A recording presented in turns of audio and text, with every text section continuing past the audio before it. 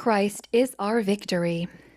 Daily meditations on great texts from the Book of Books.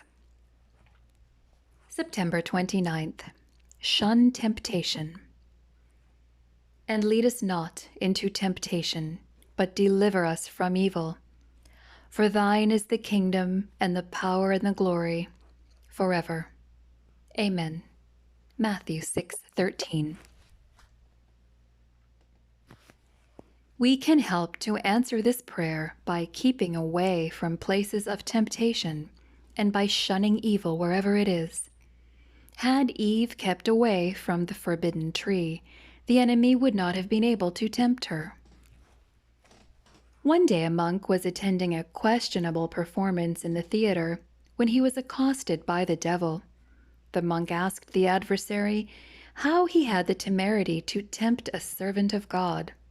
The devil replied, "What business has a servant of the Lord on my territory?" We must not place ourselves in circumstances where the enemy can tempt us. We should keep our eyes from reading material that will lower our standards. We should avoid entertainments that have a wrong influence upon us. We must shun companions who are detrimental to our spiritual growth.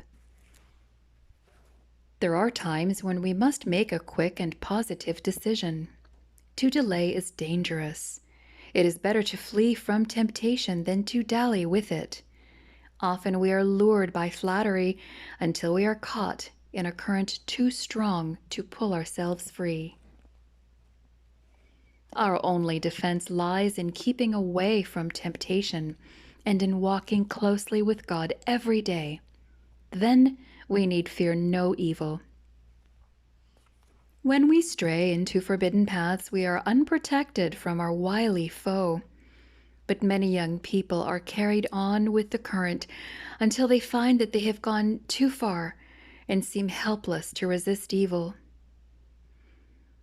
It is much better to build a fence at the top of the precipice than to provide an ambulance at the bottom. Satan trembles when he sees the weakest saint upon his knees. The youth may have principles so firm that the most powerful temptations of Satan will not draw them away from their allegiance. From the book Testimonies, Volume 3, page 472.